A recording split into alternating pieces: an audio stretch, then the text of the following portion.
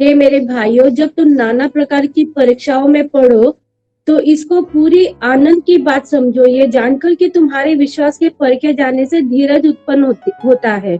इसका ये जो हमने अभी आज ये वर्ष पढ़ा पूरा, ये पूरा वचन 1 से लेके 18 तक मुझे छुआ है, पर ये 2 वाक्य मुझे ज्यादा छुआ, क्योंकि हर बार जब भी हम परीक्षा में पढ़ते हैं, प्रभु हमें मजबूत करता है, और ये मैंने अपने अनुभव से जान लिया है।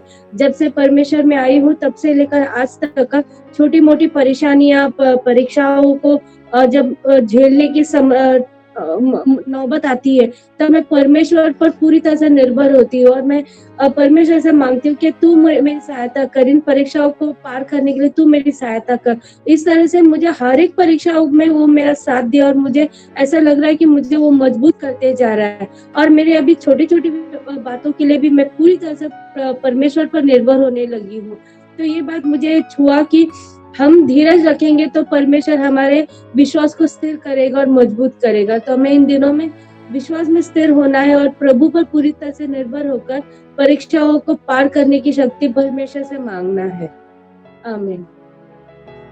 परमेश्वर ने याकूब का 1:13 से मुझसे कुछ बात किया। परमेश्वर ने जैसा 13 नंबर में, जब किसी को परीक्षा हो तो वो ये ना कहे कि मेरे परीक्षा परमेश्वर की ओर से होती है, क्योंकि ना तो बुरी बातों से परमेश्वर का परीक्षा हो सकती है और ना वो किसी की परीक्षा आप करता है।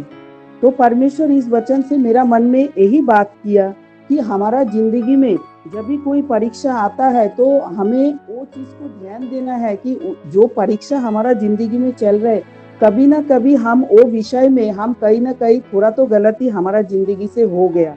क्योंकि आयुब का पत्री में हम देखता है कि शैतान भी परमेश्वर से परमिशन लेकर ही परीक्षा में डाला। तो हमारा जिंदगी में परमेश्वर तो दयालु अनुग्रहकारी परमेश्वर, वो हमसे प्रेम रखता है। तो परमेश्वर कभी भी परीक्षा नहीं करता, पर शैतान हमेशा हमारे ऊपर ध्यान देता है कि हम कौन सा काम में क्या कर रहे हैं। प्रभु यीशु हमेशा मध्यस्थी बनकर हमारे लिए प्रार्थना दिन रात करता है कि पिता इन्हें क्षमा कर।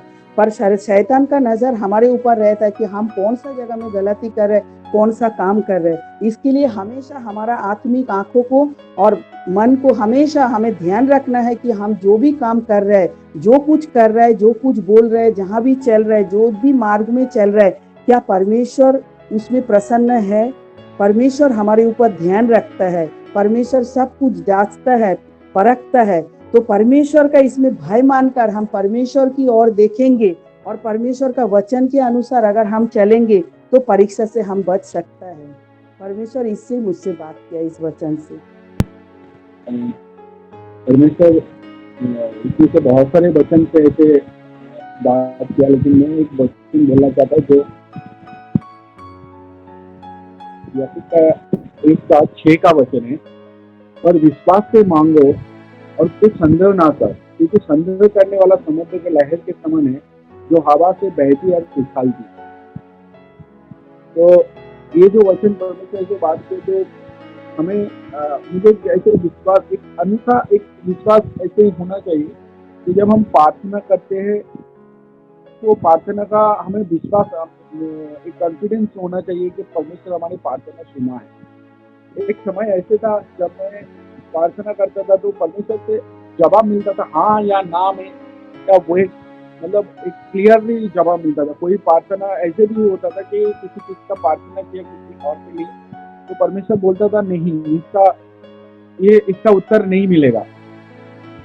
ऐसे क्लियर जो ये था, ये चीज अभी इन दिनों में हमें और परमेश्वर के करीब आ गई, ऐसे चीज। और मुझे तो एक विश्वास है कि कलीसिया में जो भी प्रार्थना किया जाता है, उस प्रार्थना में परमेश्वर जरूर हमें जवाब देता है। कलीसिया में गवाही में भी बोला था, मुझे जब कोई गवाही प्रार्थना रिक्वेस्ट कलीसिया में देता हूँ तो उसमें मुझे कॉन्फिडेंस आ जाता है कि अभी परमेश्वर वो प्रार्थना जरूर सुनेगा। तो ऐसे ही एक विश्वास हमारे जीवन में होना चाहिए कि जब हम कुछ मांगे तो परमेश्वर वो हमें देगा। इसके ऊपर लिखा है कि पर यदि तुम किसी की बुद्धि की घटी हो तो परमेश्वर से मांगे। स्पेसिफिक बुद्धि की घटी, मतलब बुद्धि का मतलब ये हमारे जीवन में हर एक चीजों में जो क्या करना है वो परमेश्वर हमें जरूर गाइड करेगा। इसमें से मुझे इतना समझ मिला है, तो प्रभु का धन्यवाद। मुझसे ये याकूब का पत्री बहुत सारे वचन दिल को छुआ। उसमें पहले 6 वाक्य, पर विश्वास से मांगो और कुछ संदेह ना करे, क्योंकि संदेह करने वाला समुद्र की लहर के समान है जो हवा में बहती है और उछलती है। यहाँ पर कैसा हमारा विश्वास होना चाहिए करके यहाँ पर बताते हैं। मेरा जीवन में कई बार मैं ये वचन में ध्यान से पढ़ती हूँ और विश्वास भी करती हूँ। जो भी परमेश्वर से मांगते हैं वो मेरे जीवन में दिया करके मैं विश्वास के साथ, धन्यवाद के साथ जब प्रार्थना करते, तभी जो भी विषय के साथ में मैं प्रार्थना करते वो मेरा जीवन में मिला हुआ है। और एक वाक्य, परीक्षा में पढ़ने वाला कभी ना कहे कि ये परमेश्वर की ओर से आया है। कई बार हमारा जीवन में मैंने हमारे विश्वासियों का मुंह से भी ये सुना है कि कुछ भी हमारा जीवन में अगर शैतान परीक्षा डालते हैं तो कभी भी हम लोग हमारा जीवन का क्या कमी है वो हम नहीं ढूंढते, हम पूरा शैतान को ऊपर डाल देते हैं। उसने किया, वो शैतान का इच्छा, ऐसा किया करके। लेकिन कभी याकूब यहाँ कहते हैं कि तुम्हारे जीवन में क्या कमी का वजह से हुआ है, क्या वो भी हम लोग को जांचना पड़ेगा। तो उस कमियों को हम सुधार कर परमेश्वर का सन्निधि में बैठकर विश्वास के साथ हम जो भी मांगेगा, परमेश्वर हम वायदा करते हैं कि विश्वास करने वालों को वो पूरा करने वाला परमेश्वर है। आमीन। याकूब का पत्री पहले अध्याय उसका 1 से लेकर जो 18वां आयत में हम सीख सकते मुख्य बात परीक्षा का बारे में। तो परीक्षा का बारे में याकूब जब बात करते थे उसके साथ में काफी बातों में उन्होंने साथ में प्रकट करके दिया, बात किया। उदाहरण बोलेगा तो विश्वास के साथ में मांगने के बारे में उन्होंने कहा। दूसरा, उन्होंने इस दुनिया का जीवन कितना भी अमीर हो, कितना भी ऊंचे पदधारी हो, सब कुछ क्षण भर के लिए, उसके बारे में उन्होंने बात किया। इसलिए कोई भी ऐसे दुनिया का आशीषों में घमंडी होना नहीं है, अपने आप को नम्र करके जीना है, उसके बारे में उन्होंने बताया। लेकिन 1 से लेकर 18 तक हम परीक्षाओं को कैसे सामना करना है उसके बारे में कुछ बातों हम देख सकते हैं। 2 तरह का परीक्षा को हम देख सकते हैं। अध्याय का पहले का आयतों में ऐसे लिखा है, दूसरा आयत में स्पष्ट करके दिया है, you may face many trials. Many लिखा है उधर, अलग अलग तरह का काफी परीक्षा वो आपका जीवन में होने का चांस है। You may face many trials, नाना विधतिलुल्ला, नाना प्रकारतिलुल्ला। एक तरह का नहीं, अलग अलग तरह का परीक्षा वो आप सामना करेगा। और 3 और 4 में जो परीक्षा का बारे में लिखा, उस किस तरह का परीक्षा था? वो बाहर से जो प्रेशर, बाहर से जो दबाव एक व्यक्ति के ऊपर आते उसके बारे में कहा है। बाहर से जो प्रेशर, बाहर से जो दबाव, इसका मतलब विरोध करने वाला लोगों का द्वारा होगा, ना तो कोई एक्सटर्नल कोई शक्ति उनका विरुद्ध में काम कर रहे, दगाड़ का ताकत तो उनका विरुद्ध में काम कर रहे, वैसे परीक्षा होगा। सताने का काम होगा, आर्थिक समस्या होगा, बीमारी होगा, वैसे कुछ एक्सटर्नली उनके ऊपर दबाव डालने वाला कुछ परीक्षा। उस परीक्षा आपको कैसे स्वीकार करना लिखा इधर, कंसिडर इट प्योर जॉय।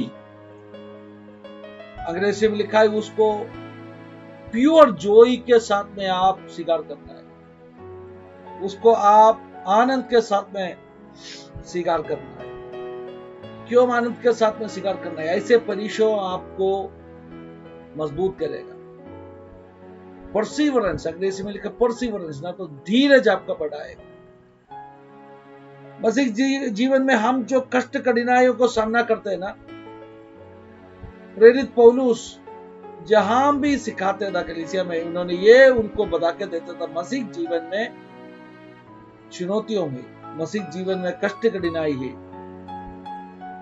कोई भी ऐसे एक डॉक्ट्रिन सिखाएगा, देखो मसीह जीवन में कभी भी दुख नहीं है, कष्ट कठिनाई नहीं है, वो एक गलत डॉक्ट्रिन सिखा दे। क्योंकि परमेश्वर के वचन के अनुसार एक परमेश्वर का बच्चे को उनका जीवन में उन्होंने सामना करते मुसीबतों से, संकटों से, कष्ट कठिनाइयों से प्रभु उनको मजबूत करते, और जैसे उस परीक्षाओं को सामना करेगा उसके अंदर धीरज बढ़ेगा। प्रभु का आत्मा कभी कभी अपने जीवन में भी कुछ चैलेंजेस सामना करने के लिए देते, इस मकसद रखे देते हमें और मजबूत करने का। आग का भट्टी में जब डाला जाएगा, एक उद्देश्य रखा है, उस जो डाला हुआ उस जो माल और प्योर होके और अच्छा होके बाहर आएगा। So there is a purpose behind the trials what we are facing. हम जो परीक्षाओं को सामना करते हैं उसका पीछे एक पद्धति है। 3 यहूदी बालकों अग्नि से उसको गुजरना पड़ा, लेकिन उस अग्नि उसको नष्ट करने वाला अग्नि नहीं था, उस अग्नि उनका द्वारा परमेश्वर का महिमा प्रकट करने वाला अग्नि था। दानियल को सिंह का गुहा में उतरना पड़ा, लेकिन नष्ट करने के लिए नहीं है, उनका परमेश्वर कौन है करके स्थापित होने के लिए उस परीक्षा कारण बन गया। पहले थिस्सलुनीके का पत्री में प्रेरित पौलुस ने कलीसिया को कहा 3 अध्याय में, जब हम तेरा बीच में था तभी तुमसे कहा था तुम्हें इसे सताने का कामों को, परीक्षाओं को सामना करना पड़ेगा।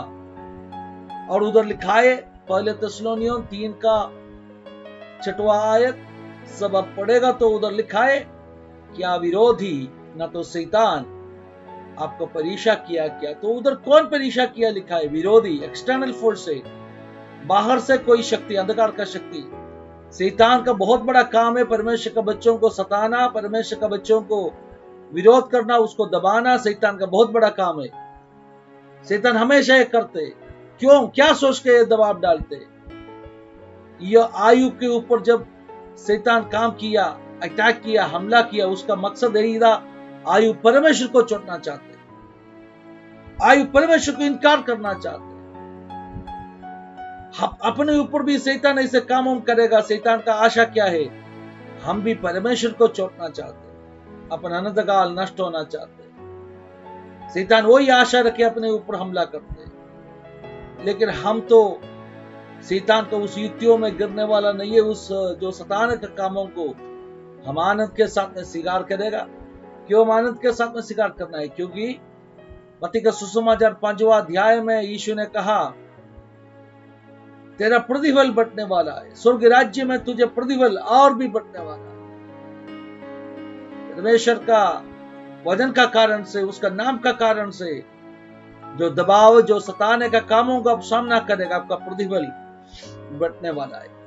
फिलिपियों 2 अध्याय में, फिलिपियों 2 अध्याय का आखिरी आयतों में प्रेरित पौलुस ने लिखा, फिलिपियों 2 अध्याय में होगा, पहले अध्याय में होगा, 29वां आयत में इसे पौलुस ने लिखा, देखो मसीह यीशु के लिए कष्ट उठाने के लिए प्रभु ने आपको वरदान दिया है। आप तो मसीह जीवन में कष्ट जरूर सामना करना पड़ेगा, ऐसे नहीं है। हालेलुया। पहले फिलिपियों पहले अध्याय का 29वां आयत में, 29, For it has been granted to you on behalf of Christ not only to believe on him but also to suffer for him, since you are going through the same struggle you saw I had and now hear that I still have. Hallelujah. इधर पौलुस ने क्या कहा, सिर्फ मसीह यीशु के ऊपर विश्वास करने के लिए नहीं है, मसीह यीशु के लिए कष्ट उठाने के लिए भी प्रभु ने हमें बुलाया है। हालेलुया। उस वरदान प्रभु ने हमें दिया है, उस वर प्रभु ने हमें दिया है, कष्ट उठाने का वर। मतलब पौलुस जो बंदीगृह में पड़ा है, वैसे सभी लोग संकट को सामना करते हैं। इस दिनों में हम सभी लोग संकटों को सामना करते हैं, लेकिन परमेश्वर का बच्चा का एक विशेषता है, अग्नि उसको हालेलुया खत्म करने वाला नहीं है, नदी उसको डुबाने वाला नहीं है, अग्नि उसको भस्म करेगा नहीं, नदी उसको डुबाने वाला नहीं है।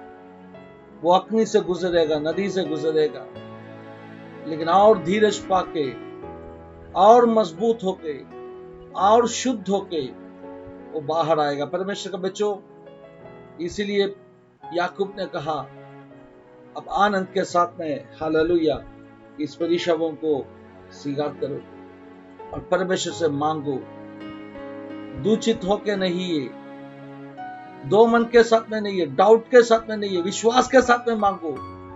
God will give you the wisdom, God will give you the grace, God will give you the patience. अब मांगो, प्रभु मुझे धीरज दे दो, इसको पार करने का धीरज, मुझे ज्ञान दे दो, मुझे समझ दे दो, जो बातों को सही में समझने का एक बुद्धि मुझे दे दो। इसलिए उधर याकूब ने लिखा, अगर कलीसिया में कोई भी उस जो विषय में बुद्धि कम है, तो वो सामना करने का क्षमता सामर्थ्य कम है, तो उनके लिए प्रार्थना करो, प्रभु उनको सहायता करेगा। हालेलुया। मैं बंद करना चाहता हूं, और भी एक बात बोल के मैं बंद करना चाहता हूं।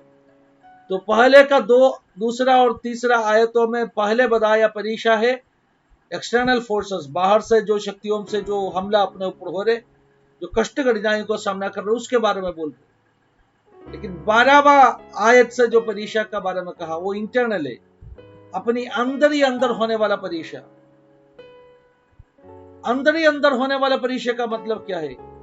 जो पाप का बारे में, जो लालच अपने जीवन में आते, जो आशा अभिलाषों के बारे में हम परीक्षित होते, उसके बारे में बोला है। टेम्पटेशन बाहर से नहीं है, टेम्पटेशन अंदर ही अंदर होते। मोह, ना तो लालच, गलत आशा सांसारिक जो अभिलाष हो, कहाँ होते? अंदर ही अंदर होते।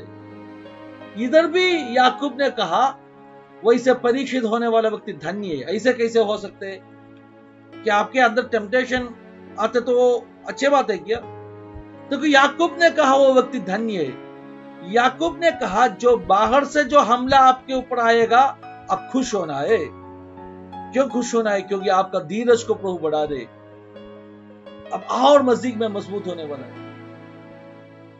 दूसरा बात, जब अंदर ही अंदर परीक्षित हो जाएगा, मतलब पाप का कीच, पाप का ऊपर जो लालच, ये काफी लोगों को जानता नहीं है। काफी लोग ऐसे सोचते हैं मैं बहुत निकम्मी व्यक्ति है, इसीलिए इसे पाप का बारे में जो सोच विचारो, ना तो दुनिया का अभिलाषा मेरे अंदर होते। ऐसे नहीं है। हर इंसान के अंदर आशा अभिलाषा होते, आप में, आपको उसमें कोई फर्क नहीं है। और इसीलिए आगे का आयतों में लिखा, 13वां आयत में इसे लिखा, जब आप परीक्षित हो जाएगा, आप मत बोलो परमेश्वर आपको परीक्षा कर रहे। फिर कैसे परीक्षा होते? आपका अंदर से ही होते। इंसान है, जड़ है, शरीर है, शरीर के अंदर उस पाप का अभिलाषा, पाप का आशा रहते, उस मोह रहते। हालेलुया। और उधर एक विशेष बात बता के दिया है, परमेश्वर का बारे में एक बात, एक स्टेटमेंट बता के दिया। क्या बता के दिया है मालूम है? देखो, परमेश्वर को कोई भी परीक्षा नहीं कर सकते। God cannot be tempted by evil. God cannot be tempted by evil. इसका मतलब ये नहीं है परीक्षा परमेश्वर गलत न तो आशा और अभिलाषों से हमें परीक्षा करता नहीं है। इसका मतलब ये होता है nobody can tempt God. किसी को भी परमेश्वर को टेम्प्ट नहीं कर सकते। इसका मतलब क्या है? क्यों परमेश्वर को टेम्प्ट नहीं कर सकते? क्योंकि परमेश्वर का नेचर अलग है। हमें क्यों टेम्प्ट कर सकते? क्योंकि अपना नेचर अलग है। अपना अंदर ही एक पाप करने का एक इच्छा, एक स्वभाव रहते हैं। रोमियो 7वां अध्याय आप कृपा करके उसका 2nd पैराग्राफ से पढ़ लीजिए। रोमियो 7, उधर क्या लिखा है मालूम है? प्रेरित पौलुस ने इसे लिखा। बहुत बड़ा बात है, वो बहुत लंबा बात है। आप कृपा करके उस वचन को पढ़ लीजिए। क्योंकि इस आयत तो मैंने एकदम स्पष्ट रीति में प्रभु से गाइडेंस लेके मैंने आज आपका सामने रखो, क्योंकि प्रभु का आत्मा बार बार मुझे कहा आज सुबह परीक्षाओं के बारे में बात करो, चाहे एक्सटर्नल होगा चाहे इंटरनल होगा, बाहर से होगा, अंदर ही अंदर हमें परीक्षा करने वाला बात होगा। प्रभु का आत्मा हमें आज सुबह ये बता के देना चाहता हूं, हमें उस परीक्षाओं को सामना करना जरूरी है। रोमियो 7वां अध्याय भी आज प्रभु ने मुझे दिया हुआ वचन है। मैं इसे प्रार्थना किया, प्रभु जी इसमें से कौन सा मैं पढ़ूं। प्रभु ने मुझे याकूब हालेलुया पहले अध्याय कन्फर्म करके दिया, इसीलिए उस भाग में मैंने गया। रोमियो 7 का 7 से लेकर आए तो आप पढ़ लीजिए। रोमियो 7 का 7 से लेकर आए तो आप कृपा करके उस अध्याय पूरा पढ़ लीजिए। उधर क्या है ना, पाप के विरुद्ध में जो स्ट्रगल, ना तो जो संघर्ष, जो परीक्षाओं को कैसे एक व्यक्ति सामना करता है, उसके बारे में लिखा है। हम सबके अंदर उस पाप का लालच, एक गलत काम करने का एक कीच हमेशा रहते हैं, क्योंकि अपना नेचर अलग है। हम आदम का उसी नेचर में अपना जन्म हो गया है, आदम का नेचर में, पापी इंसान का नेचर में, शरीर में, जड़ में अपना जन्म हो गया है। लेकिन परमेश्वर के अंदर उस नेचर नहीं है। देखो, परमेश्वर को कोई चीज मांगते हैं वैसे कोई आशा नहीं है क्या? नहीं है। हमें वो चीज चाहिए, हमें वो देखना चाहिए, हमें वो सुनना चाहिए, क्योंकि हमें आशा है अंदर। परमेश्वर को ऐसे कुछ आशा नहीं है। इसीलिए देखो, उसका नेचर होलीनेस है, पवित्रता उसका नेचर है।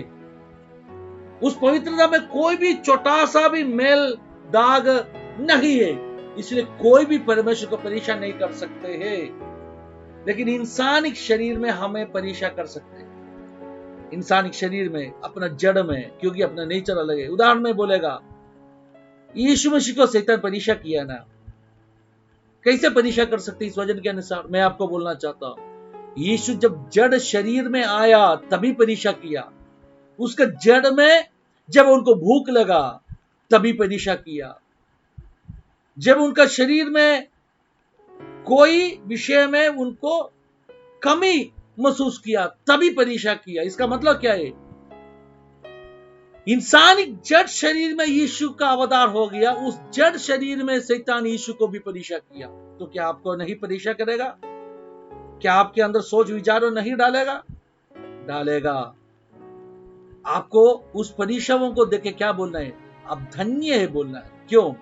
क्योंकि जब उस परीक्षा को आप पार करेगा, आप तो जरूर पार करने वाला है। शैतान बोलेगा वो करो, आप नहीं करने वाला है। आपको मालूम है वो पाप है, आप शैतान को डांटेगा, शैतान को बोलेगा भाग शैतान इधर से, मैं परमेश्वर का बच्चा है। आप पार करेगा तभी आप जीवन का मुकुट के लिए और काबिल बनने वाला है और उस मुकुट पाने वाला है। धन्यवाद देते मैं प्रभु जी को। प्रभु का आत्मा हालेलुया हमें आज सुबह इसे कहना चाहता, चाहे अंदर से होगा बाहर से होगा, कोई भी प्रकार का परीक्षा अपना जीवन में होने दीजिए, उसको पार करो। पार करने वाला व्यक्ति जीवन में धीरज पाके मजबूत हो जाएगा। पार करने वाला व्यक्ति क्या पाने वाला है? जीवन का मुकुट पाने वाला है।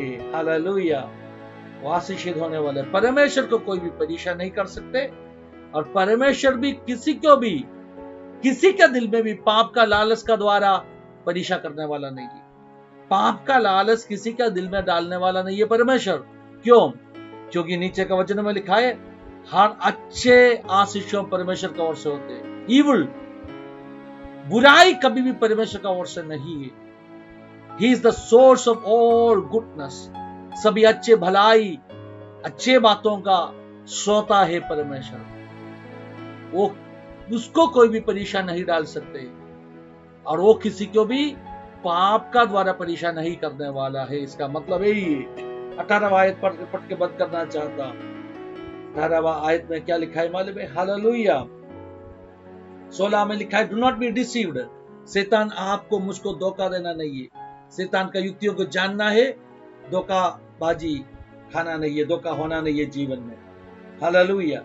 18वां आयत, He chose to give us birth through the word of truth, that we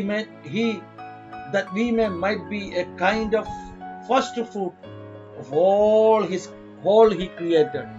पहले जमाना का कलीसिया कह रहे हमें आद्य फल बनाया, मसीह यीशु में जन्म होने का आद्य फल बनाया। याकूब पहले शदक का कलीसिया को कह रहे हम आद्य फल है। मैं कहना चाहता हूं पहले शदक में आद्य फल मिला तो फल का कटनी खत्म हुआ नहीं। Harvest is not over.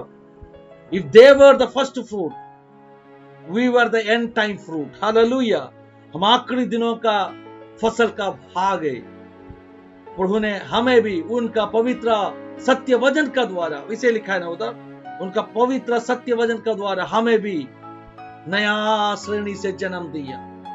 We are the end time harvest. आखिरी दिनों का फल है हम, इसलिए धन्यवाद दे दीजिए। मैं ऐसे कहना चाहता, परीक्षाओं आएगा, विरोध करने वाला लोग आएगा, शैतान पाप का कीच दिल के अंदर डालेगा, लेकिन पार करना है। आनंदित रहो और धन्य समझ लो अपने आप को, क्योंकि आप आनंदकाल का जीवन का वारिश बनने वाला है, जीवन का मुकुट पाने वाला है। पाप करके मोह दिल के अंदर आएगा, पाप करेगा, पाप करके मृत्यु को पाने वाला नहीं है हम। पहले क्या होता है? मोह जब आएगा पाप करेगा, पाप क्या लाएगा? पाप आखिरी में मृत्यु लाएगा। नहीं, मृत्यु पाने वाला नहीं है हम। मोह जब आएगा उसके ऊपर जीत पाके पार करके आनंदकाल का जीवन का वारिश बनने वाला है हम फर्स्ट फ्रूट बनने वाला है, ना तो हम परमेश्वर का राज्य का फसल कटनी में भाग बनने वाला है। प्रभु को धन्यवाद दे दीजिए। इस वचन का सामने नम्र होकर हम प्रार्थना करेंगे।